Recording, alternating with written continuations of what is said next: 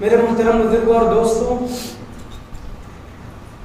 پچھلے کئی ہفتوں سے ہم آپ کے سامنے باتیں کر رہے ہیں ماہ رجب المرجب کے مہینے کے اعتبار سے۔ اس مہینے کے اندر کیا کیا واقعات پیش آئے اور ہمیں کیا کرنا چاہیے، ہمارے اور آپ کے نبی صلی اللہ علیہ وسلم کیا کیا کرتے تھے اور ہمیں کیا نہیں کرنا چاہیے، وہ ساری باتیں آئی ہیں۔ اور اس کے بعد سب سے بہترین باتیں جو اس مہینے کے اندر پیش آیا ہے وہ ہے شب معراج۔ کون سے وہ؟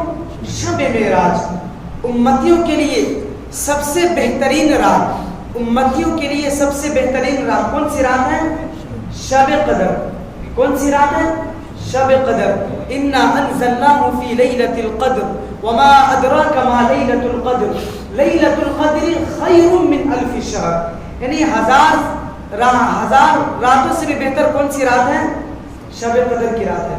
تو شب قدر یہ امتیوں کے لیے سب سے بہترین رات ہے، بابرکت والی رات ہے، رحمت والی رات ہے، بخشش والی رات ہے۔ لیکن نبی پاک صلی اللہ علیہ وسلم کے لیے سب سے بہترین رات وہ کون سی رات ہے؟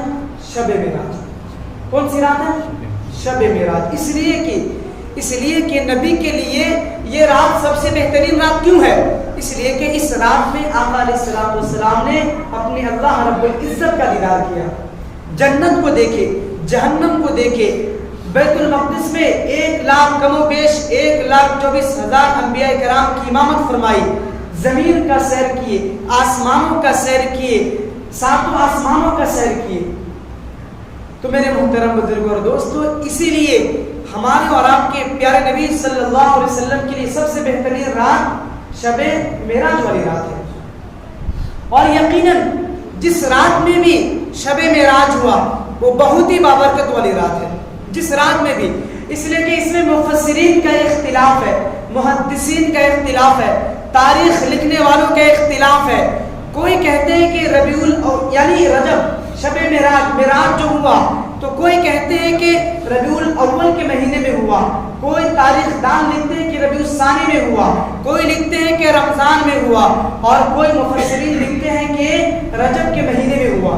یعنی شب معراج کب ہوا، کس مہینے کو ہوا، اس میں بھی علماء کا کثیر اختلاف ہے، بہت زیادہ اختلاف ہے۔ اور اس کے بعد شب معراج کے مہینے میں اختلاف ہوا، ساتھ ساتھ اس بات میں بھی اختلاف ہے کہ شب معراج کس تاریخ کو ہوا، 27 رجب کو ہوا یا ربیع الثانی کے 17 ربیع الثانی کو ہوا، یعنی تاریخ میں بھی اختلاف ہے اور مہینے میں بھی اختلاف ہے۔ لیکن علماء کثیر کی تعداد یہ ہے، زیادہ تر علماء کرام کی، مفسرین کی، محدثین کی اس بات پر زیادہ کی رائے ہے کہ معراج جو ہوا یہ ماہ رجب کے اندر ہوا۔ اور اس مہینے میں بھی اختلاف ہے کہ کسی نے لکھا ہے کہ 17 رجب کو ہوا، آپ صلی اللہ علیہ وسلم کا جو معراج ہوا وہ 17 رجب کو، اور زیادہ علماء کی رائے ہے کہ 27 رجب المرجب کی رات تھی۔ کون سی رات تھی؟ 27 رجب المرجب کی رات تھی۔ تو اس میں اختلاف ہے۔ بہرحال شب معراج کی جو بھی رات ہے اللہ نے اس میں برکتیں رکھی ہے، رحمتیں رکھی ہیں۔ اس رات میں ہم بھی اور آپ بھی اللہ سے دعائیں خیر مانگا کریں۔ میرے محترم بزرگوں اور دوستوں، پچھلے ہفتے ہم نے آپ سے باتیں کی کہ شب معراج بیت المقدس کا ہوا، بعد میں اماموں کی، تمام انبیاء کرام کی موجودگی میں ہمارے اور آپ کے آقا جناب محمد رسول اللہ نے امامت فرمائی۔ اب میں یہاں سے آسمانی سفر کا آغاز کرنے جا رہا ہوں جس کا نقشہ ہم نے کھینچا تھا، وَالنَّجْمِ إِذَا هَوَى مَا ضَلَّ صَاحِبُكُمْ وَمَا غَوَى وَمَا يَنطِقُ عَنِ الْهَوَى إِنْ هُوَ إِلَّا وَحْيٌ يُوحَىٰ عَلَّمَهُ شَدِيدُ الْقُوَىٰ۔ میرے محترم بزرگوں اور دوستوں، آسمانی سفر کا آغاز ہو رہا ہے۔ ہمارے اور آپ کے آقا جناب محمد رسول اللہ پہلے آسمان پہ پہنچے، حضرت آدم سے ملاقات ہو گئی، ساتویں آسمان پہ پہنچے آپ صلی اللہ علیہ وسلم تو حضرت ابراہیم علیہ السلام سے ملاقات ہوئی۔ یعنی ہر آسمان پہ اللہ تبارک و تعالیٰ نے استقبال کے لیے ایک نبی کو کھڑا کر کے رکھا تھا، ہر آسمان پہ۔ میرے محترم بزرگوں اور دوستوں، ایک وقت ایک گھڑی ایسی بھی آئی جب آپ صلی اللہ علیہ وسلم کو جنت کا نظارہ دکھایا گیا، جنت کا سیر کرایا گیا، جہنم کا سیر کرایا گیا، جہنمیوں کے نمونے اور کارنامے دکھائے گئے، اور کون جہنمی کس بنا پر جہنم میں جل رہے ہیں، کس بنا پر انہیں سزائیں دی جا رہی ہیں، وہ تمام کے تمام عذاب اللہ کے نبی صلی اللہ علیہ وسلم کو اللہ تعالیٰ نے دکھائے۔ میرے محترم بزرگوں اور دوستوں، آقا علیہ الصلوۃ والسلام جب جہنم کا سیر کر رہے ہیں، حضرت جبرائیل رہبری کر رہے ہیں اور جہنم کا سیر کرا رہے ہیں، تو آقا علیہ الصلوۃ والسلام کا گزر ایک ایسی قوم کے پاس سے ہوا، ایک ایسے لوگوں کے پاس سے ہوا کہ جس کے ناخن تانبے کے تھے، جس کے ناخن تانبے کے تھے، اور اس اپنے ناخنوں سے اپنے چہرے اور اپنے سینوں کو کچل رہا تھا، نوچ رہا تھا۔ حضرت جبرائیل علیہ الصلوۃ والسلام سے آقا علیہ الصلوۃ والسلام نے پوچھا کہ یہ کون لوگ ہیں جو خود اپنے ناخنوں سے اپنے چہرے اور اپنے سینوں کو نوچ رہے ہیں؟ حضرت جبرائیل علیہ الصلوۃ والسلام نے جواب دیا، فرمایا یہ وہ لوگ ہیں جو آپ کی امتیوں کا گوشت کھاتے ہیں۔ فرمایا گیا یہ وہ لوگ ہیں جو لوگوں کی آبرو ریزی کرتے ہیں، لوگوں کی قیمت بیان کرتے ہیں، چغل خوری کرتے ہیں، یہ وہ لوگ ہیں جس کو یہ سزائیں دی جا رہی ہے کہ اس کے ناخن تانبے کے ہیں اور یہ اپنے سینے اور اپنے چہروں کو نوچ رہے ہیں۔ میرے محترم بزرگوں اور دوستوں، اسی کو نقشہ کھینچا قرآن کریم میں، یا ایھا الذین آمنوا اجتنبوا کثیرا من الظن ان بعض الظن اثم ولا تجسسوا ولا یغتب بعضکم بعضا ایحب احدکم ان یاکل لحم اخیہ میتا فکرہتموہ واتقوا اللہ۔ اللہ تعالیٰ نے اس قرآن کریم کی اس آیت میں یہ پیغام دیا ہے کہ وہ لوگوں، اے دنیا والوں سن لو، کسی کی غیبت نہیں کرنا، کسی کی غیبت نہیں کرنا، کسی کی ٹوہ میں نہیں لگنا، ولا تجسسوا، کسی کی ٹوہ میں نہیں لگنا، کسی کے آگے پیچھے نہیں گھومنا، کیونکہ بعض ایسے گناہ ہے، بعض ایسے گمان ہے جو گناہ ہے۔ اس نے کہ فرمایا ولا یغتب بعضکم بعضا ایحب احدکم ان یاکل لحم اخیہ میتا فکرہتموہ واتقوا اللہ، کہ تم میں سے کون ہے ایسے جو اپنے سگے بھائی کا گوشت، مرے ہوئے سگے بھائی کا گوشت کھانا پسند کرتے ہیں؟ کوئی ہے آپ میں سے جس کا بھائی سگا مر گیا ہو اور آپ اس کا گوشت کھانا پسند کریں گے؟ نہیں نا۔ اس لیے فرمایا گیا ولا یغتب بعضکم بعضا، کہ تم میں سے کوئی کسی کی غیبت بیان نہ کرے، تم میں سے کوئی کسی کی آبرو ریزی نہ کرے، تم میں سے کوئی کسی کی عزت خراب نہ کرے۔ اگر کوئی ایسا کر رہا ہے، کوئی ایسا بدبخت ہے، کوئی ایسا ہے، تو سن لو وہ اپنے سگے بھائی کا گوشت کھا رہا ہے، اور آخرت میں انجام کیا ہونے والا ہے کہ اس کے ناخن تانبے کے ہو جائیں گے اور وہ اپنے چہرے اور اپنے سینوں کو کچلیں گے اپنے ہاتھوں سے۔ میرے محترم بزرگوں اور دوستوں، ہمارے معاشرے میں کثیر تعداد میں ایسے لوگ پائے جاتے ہیں، 10 عورتیں ایک ساتھ جمع ہو گئی اور باتیں کرنا شروع کر دیے، ارے اس کے بیٹے تو ایسے ہیں، ارے میرے شوہر میرے سنتے نہیں ہیں، وہ اس کے ساتھ، وہ اس کے ساتھ، یعنی 10 عورتیں جہاں پہ جمع ہو گئی، خاموشی اختیار نہیں بلکہ غیبت کرنا شروع کریں گے۔ اسی لیے میری ماؤں اور بہنوں، دھیان سے سنو، غیبت کرنے والوں کا انجام کیا ہونے جا رہا ہے۔ اور ہم میں سے بھی اکثر ایسے لوگ ہوں گے جو لوگوں کے ٹوہ میں لگے رہیں گے۔ ہم میں سے بہت سے ایسے مرد حضرات ہیں اور بہت سے ایسے گھرانہ ہے کہ جس کو اپنی دکھ سے اتنا دکھی نہیں ہے جتنے کہ لوگوں کی خوشی سے اس کو دکھ ہو رہا۔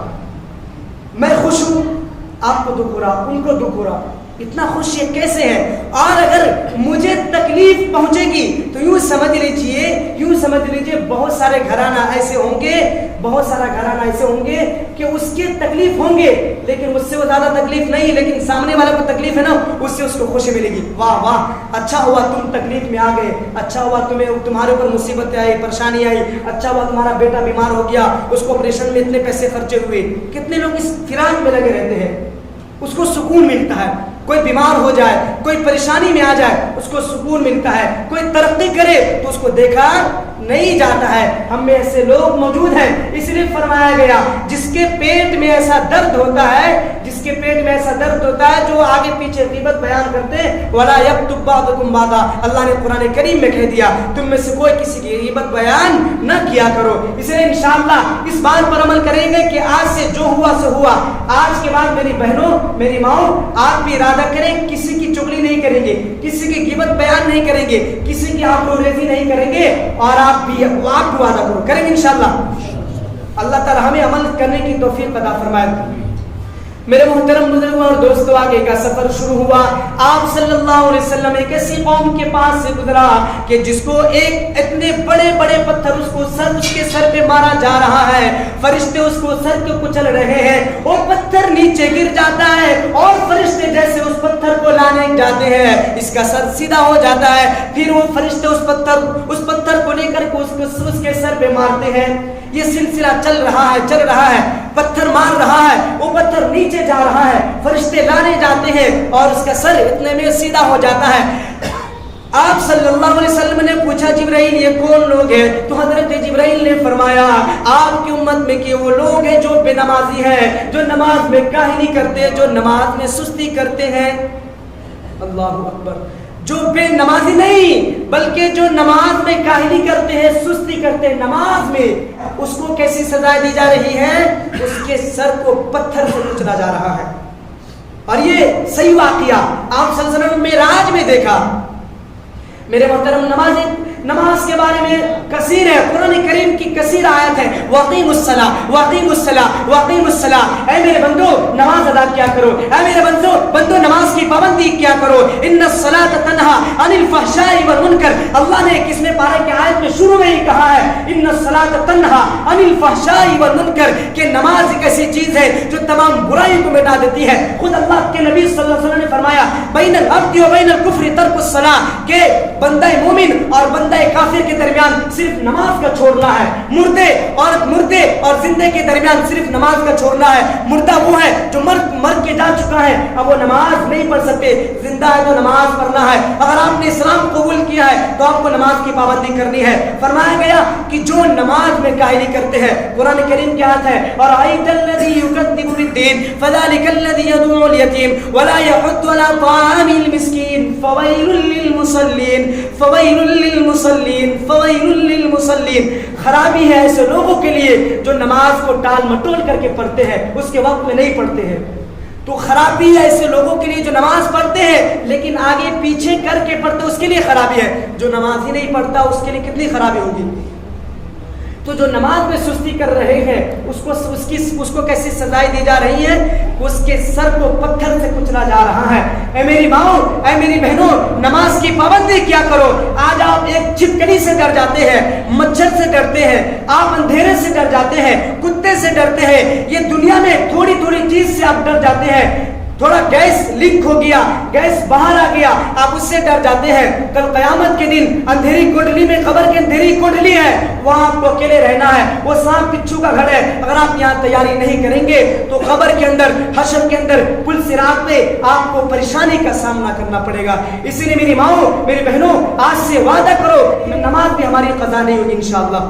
مرد بھی وعدہ کریں گے انشاءاللہ آج سے نماز ہماری قضا نہیں ہوگی. میرے محترم بزرگوں اور دوستو, ایسی آپ علیہ الصلوۃ والسلام کا گزر ایک ایسے قوم کے پاس سے ہوا, ایک ایسے لوگوں کے پاس ہوا کہ لوہے کی کینچیوں سے کچھ لوگوں کی زبانیں کاٹی جا رہی ہے. آپ علیہ الصلوۃ والسلام نے حضرت جبرائیل سے پوچھا, اے جبرائیل یہ کون لوگ ہیں جس کی زبانیں لوہے کی کینچی سے کاٹی جا رہی ہے؟ حضرت جبرائیل نے کہا آپ کی امت میں سے وہ لوگ ہیں جو مقررین ہیں, جو مفسرین ہیں, جو محدثین ہیں, جو بیان تو کرتے لیکن اس پر عمل نہیں کرتے, جو وعظ و نصیحت تو کرتے لیکن اس پر عمل نہیں کرتے, جو تقریر تو کرتے لیکن اس پر عمل نہیں کرتے, جو حدیث تو بیان کرتے لیکن اس حدیث پر عمل نہیں کرتے, جو مفسرین قرآن کی تفسیر بیان تو کرتے لیکن اس پر عمل نہیں کرتے. اپنا محاسبہ کرے, کیا ہم جو کہہ رہے ہیں اس پر ہم عمل بھی کر رہے ہیں یا نہیں کر رہے ہیں؟ اپنا اپنا محاسبہ کرے. ہم تو لوگوں کے سامنے نیک بننے کی کوشش کرتے ہیں, ہمیشہ نیک بننے کی کوشش کرتے ہیں کہ معاشرے میں میری آواز کی تعریف کی جائے, معاشرے میں میری باتوں کی تعریف کی جائے, معاشرے میں میرے وعظ و نصیحت کی تعریف کی جائے کہ مولانا یا فلانا تو اچھے بیان کرتے ہیں, اچھے شہرت کے یافتہ ہے, اچھے علم کے مالک ہے. یاد رکھیے, اگر آپ بیان کر رہے ہیں لیکن آپ کا اس پر عمل نہیں ہے تو کل قیامت کے دن آپ کی زبانیں لوہے کی کینچیوں سے کاٹی جائے گی. برداشت کر پائیں گے؟ اسی لیے جو بھی واضح و نصیحت کرنے والے ہیں, ڈرا کرے, زیادہ ڈرا کرے, زیادہ ڈرا کرے. سب سے زیادہ ڈرنے کی ضرورت انہیں ہے جو بیان کرتے ہیں, جو مفسرین ہیں, جو محدثین ہیں, جو مدرسین ہیں, جو مقررین ہیں. اس کو ڈرنے کی زیادہ ضرورت ہے. تو انشاءاللہ جو بھی کہیں گے اس پر عمل کریں گے, انشاءاللہ کریں گے انشاءاللہ. ایسی آقا علیہ السلام کا گزر ایسے قوم کے پاس سے ہوا, ایسے لوگوں پر ہوا, ایسے لوگوں پر ہوا, ایسے لوگوں پر ہوا کہ ایک طرف اچھے گوشت ہے اور ایک طرف کچے اور سڑے ہوئے گوشت ہے. تو لوگ سڑے ہوئے گوشت کھا رہے ہیں, سڑے ہوئے بدبودار کچا گوشت کھا رہا ہے اور اچھا گوشت کو چھوڑے ہوا ہے. اچھے گوشت جو پکا ہوا ہے, صاف ستھرا ہے, اس کو چھوڑ رکھا ہے اور گندا اور بدبودار اور کچا گوشت کھا رہا ہے. تو حضرت جبرائیل سے آقا علیہ السلام نے دریافت کیا, یہ کون لوگ ہیں جبرائیل؟ تو جبرائیل علیہ السلام نے کہا, یہ وہ مرد ہے آپ کی امت میں سے, یہ وہ بدکار مرد ہے جو اپنی پاک اور طیب بیوی کو چھوڑ کر یہ زانی فاحشہ عورتوں کے ساتھ شباشی کرتا ہے, رات گزارتا ہے, وہی پہ رات میں رہتا ہے. اور آپ کی امت میں سے یہ ایسی عورتیں ہیں, یہ ایسی عورتیں ہیں جو کچا اور سڑا ہوا گوشت کھا رہے ہیں, جو اپنے پاک شوہر کو چھوڑ کر کے بدکار اور فاحش مرد کے ساتھ زندگی گزارتے ہیں, راتیں گزارتے ہیں. ایسے لوگ ہیں. میرے محترم بزرگوں اور دوستوں, ہم اپنا محاسبہ کریں, اپنا جائزہ لیں. اس لیے کہ قرآن کریم میں کہا ہے والطيبون والطيبات الخبيثات للخبيثين الخبيثات للخبيثين والخبيثون للخبيثات والطيبات للطيبين والطيبون للطيبات. کہا گیا, اللہ تعالیٰ نے کہا ہے کہ پاک لوگوں کے لیے پاک ہے اور گندے لوگوں کے لیے گندی عورتیں ہیں. تو اپنا محاسبہ کرے. آپ کا کریکٹر, آپ کا اخلاق, آپ اپنی امانت کو محفوظ رکھے تو یوں سمجھ لیجیے آپ کی زندگی میں جو آنے والی ہے یا جو رہ رہی ہے وہ بھی محفوظ ہوں گی. لیکن آپ اگر خراب ہیں تو آپ کے جو جیون ساتھی ہے وہ بھی خراب نکلیں گے. اس لیے کہ کما تدین و تدان, اللہ کے نبی صلی اللہ علیہ وسلم نے فرمایا ہے زنا ایک قرض ہے, زنا ایک قرض ہے. اور اس وقت تک انسان مر نہیں سکتا جب تک کہ وہ اپنی آنکھوں سے اپنی بیٹی یا اپنے بیوی یا اپنے ماں یا اپنے پھوپھی, اپنے گھر کے عورتوں کو زانی نہ بن پائے. اس وقت تک وہ مر نہیں سکتا, کیونکہ اللہ کے نبی نے فرمایا کما تدین و تدان, تم جیسا کرو گے ویسا بھرو گے. اگر تم نے کبھی کسی کے ساتھ زنا کیا ہے, کسی کی ماں بہنوں کی عزتیں لوٹی ہے, تو اس وقت تک تمہاری موت نہیں آ سکتی جب تک کہ تمہاری گھر کی عورتوں کی عزت نہ نیلام ہو جائے. اپنا محاسبہ کرے, اپنا جائزہ لے, اپنا جائزہ لے. کیا آپ کی نظریں محفوظ ہے, آپ کے کان محفوظ ہے؟ آج ہم اپنے بچوں کو چھوڑے ہوئے, جاؤ بیٹے تم کوئی لڑکی پسند کرو, ہم اس سے شادی کر لیں گے, دیکھ لیں گے. میرے بہنوں, میرے بزرگوں, ایسا کام ہرگز نہ کرو, ایسا کام ہرگز نہ کرو. اگر آج اپنے بچوں کو آزاد چھوڑیں گے, آج اگر ہم اپنی بچی کو آزاد چھوڑیں گے, کل اس کے بھی بچے آئیں گے, اس کی بھی عزتیں خراب ہوں گی اور نسل در نسل آپ کی برباد ہو جائے گی. میرے محترم بزرگوں اور دوستوں, شرم و حیا, الحیاء شعبۃ من الایمان, اللہ کے نبی نے فرمایا حیا ایمان کا ایک اہم شعبہ ہے. حیا ایمان کا ایک اہم شعبہ ہے, لیکن جس کے اندر سے حیا ختم ہو جائے وہ انسان کہلانے کے لائق نہیں ہوتا ہے. آج سے آپ 20 سال 25 سال 50 سال پیچھے چلیے, لوگوں کے اندر اتنے شرم و حیا ہوا کرتے تھے کہ اگر اس کی بیٹی کبھی معلوم پڑ جاتا کہ کسی غیروں کے ساتھ ہے, گاؤں چھوڑ دیا کرتے تھے, پھانسی کے پھندوں پہ چڑھ جایا کرتے تھے کہ میری بیٹی ایسے کے ساتھ چلی گئی, میری بیٹی ایسے کام کرے گی اور میں زندہ رہوں, منہ نہیں دکھاتے تھے, مر جاتے تھے یا گاؤں کو چھوڑ دیتے تھے. میرے محترم, ہمارے اندر کا شرم و حیا کہاں چلا گیا, کہاں چلا گیا؟ ہمارے سامنے ہمارے بچے دوسروں کے بچوں سے بات کر رہے ہوتے ہیں, لیکن ہم اس کو ڈانٹتے نہیں ہیں, ڈپٹتے نہیں ہیں. ہمیں معلوم ہے ہمارا بچہ کس راستے پہ جا رہا ہے, پھر بھی ہم اس کو چھوڑ دیے, جاؤ بیٹے عیاشی کر لو, جاؤ بیٹے موج کر لو. چھوڑے ہوئے. یاد رکھو کل قیامت کے دن ہر ماں باپ کی ذمہ داری ہر ماں باپ سے پوچھا جائے گا. اگر اللہ نے آپ کو اولاد دیا ہے اس کے بارے میں پوچھا جائے گا کہ آپ نے اس کی تربیت کیسے کی تھی, آپ نے اس کو سنبھالا کیسے تھا, آپ نے اس کو دین کا علم دیا یا نہیں دیا, کیونکہ طلب العلم فریضۃ علی کل مسلم و مسلمہ. اللہ کے نبی نے فرمایا علم دین کا حاصل کرنا ہر مسلمان مرد اور عورت پر فرض ہے, اتنا کہ وہ حلال اور حرام کو سمجھ سکے. میرے محترم بزرگوں اور دوستوں, اپنا اپنا جائزہ لے. آج ہمارے گھروں میں دیکھ لی وقت میں بچے پابندی سے نہیں آتے, لیکن یہی پیسہ ہم پیسہ دے کر کے ہمارے بچے تیروڑے میں پڑھ رہا, نہ جانے گالگوٹی میں پڑھ رہا, لیکن ہم ٹائم پہ بھیجتے اس کو. عربی کے ٹائم اگر 8 بجے بھی رکھتے تو بچے 9 بجے آتے ہیں, عربی کے ٹائم اگر 7 بجے رکھتے تو بچے 8 بجے آتے ہیں. لیکن انگلش والے نے اگر کہہ دیا کہ بچے کو 8 بجے اسکول میں پہنچ جانا ہے تو بچے جاتے کہ نہیں جاتے؟ اگر آپ کے گھر میں 3 بچے ہیں, بالفرض ایک بچہ انگلش میں ہے, تو آپ کا بچہ وہ جاگتا ہے کہ نہیں جاگتا ہے؟ آپ اس کو تیار کرتے کہ نہیں کرتے؟ مکتب کے لیے کیوں تیاری نہیں کرتے؟ مکتب کے لیے کیوں تیار نہیں کرتے؟ اپنا جائزہ لے. آج ہمارا ایمان کہاں چلا گیا؟ آج ہم دین کے علم سکھانے کے لیے بچوں کو بھیج نہیں رہے, جبکہ یہ یہود اور نصرانی میں یہ فیصلہ کیا گیا کہ اب تو مسلمان پوری دنیا میں آ چکا ہے, اب اس کی حکومتیں آ جائیں گی, اب یہ کریں گے, ہم پر اب اسلام نافذ کریں گے. تو یہودی اور عیسائی دانشور نے کہا, ان لوگوں نے کہا کہ نہیں, ابھی پہلے ایک چیز دیکھ لو کہ مسلمان کے بچے زیادہ اسکول میں پڑھتے ہیں یا مدرسے میں پڑھتے ہیں. تو اندازہ کیا گیا کہ 70 تک کے بچے 75 تک کے بچے اسکول میں ہیں اور صرف 20% یا 25% بچے مدرسے میں پڑھ رہے ہیں.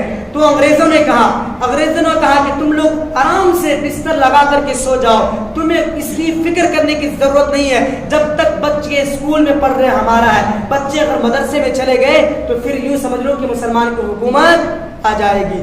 آپ اپنا جائزہ لیں. آج ہمارے بستی میں اتنے سارے بچے, کتنے بچے مدرسے میں تعلیم حاصل کر رہے ہیں, کتنے بچے جو حافظ قرآن بن رہے ہیں, کتنے بچے جو عالم دین بن رہے ہیں, نہیں بن رہے. پیسے کے لالچ میں بچے عالم بنیں گے, حافظ بنیں گے, کیا کریں گے؟ ارے کچھ نہیں کریں گے, آخرت میں آپ کے کام آئیں گے, آپ کی خدمت کریں گے, 8,000 روپے ہی کمائیں گے, لیکن آپ کے آگے نہیں جائیں گے, آپ سے بدتمیزی نہیں کریں گے, آپ کو عزت ہونے نہیں دیں گے, جتنا ہی کم کمائیں گے کیوں نہیں, لیکن ہمیشہ آپ کا سر اونچا رہے گا. کل قیامت کے دن فرمایا گیا اقرا ورتق ورتل كما كنت ترتل في الدنيا فإن منزلك عند آخر آیت تقرأها. اللہ کے نبی نے فرمایا کل قیامت کے دن حافظ قرآن سے کہا جائے گا قرآن پڑھتا جا اور جنت کے درجوں پہ چڑھتا جا, تمہاری آخری آیت جہاں پہ رکے گی وہی تمہاری منزل ہے. اور فرمایا گیا کل قیامت کے دن اس حافظ قرآن کے ماں باپ کے سینے میں سورج سے بھی زیادہ روشن تاج پہنایا جائے گا, سورج سے بھی زیادہ روشن تاج پہنایا جائے گا. سورج کتنا دور پہ ہے, ہمیں کتنی اچھی نظریں آ رہی ہے, تو بتائیے سورج سے زیادہ روشن تاج اگر گلے میں ہوگا تو اس کی روشنی کا اندازہ کیا ہوگا.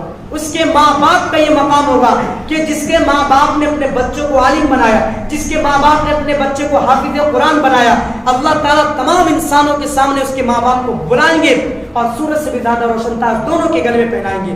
اس کے علاوہ آگے فرمایا گیا کہ کل قیامت کے دن یہ حافظ قرآن اپنے خاندان میں سے 10 ایسے لوگوں کو جنت میں لے کر کے جائیں گے کہ جس کے بارے میں یہ اعلان ہو چکا ہوگا کہ جہنم میں جلنے والا ہے, جس کے بارے میں فرشتے اعلان کر دیے ہوں گے اور فرشتے لے کر کے جا رہے ہوں گے کہ چلو جہنم میں. یہ حافظ قرآن اپنے رب کی بارگاہ میں سفارش کرے گا, اے اللہ اس قرآن پاک کی برکت سے میرے بھائی کو, میرے ابو کو, میرے چچا کو چھوڑ دے اور جنت میں داخل کر دے. اللہ تعالیٰ اس حافظ قرآن کی سفارش کرے گا. اور حدیث پاک میں آتا مشکات شریف کی روایت ہے کہ ایک عالم دین اپنے 7 پشتوں کو جنت میں لے کر کے جائیں گے. کتنے پشتوں کو؟ 7 پشتوں کو جنت میں لے کر کے جائیں گے. بھائی ہمارے دامن میں اعمال نہیں ہے, کم از کم ہم اپنے بچوں کو تیار کر لیں تاکہ آخرت میں تو کام آئے. میرے محترم بزرگوں اور دوستوں, اگر آپ کے بچے روز 1 گھنٹہ شروع سے لے کر کے یعنی پہلی کلاس سے لے کر کے 10ویں تک اگر پابندی سے 1 گھنٹہ مکتب میں آئے گا, کیوں سمجھ لیجیے 10ویں ہوتے ہوتے وہ حافظ قرآن بن جائے گا, 10ویں ہوتے ہوتے وہ حافظ قرآن بن جائے گا.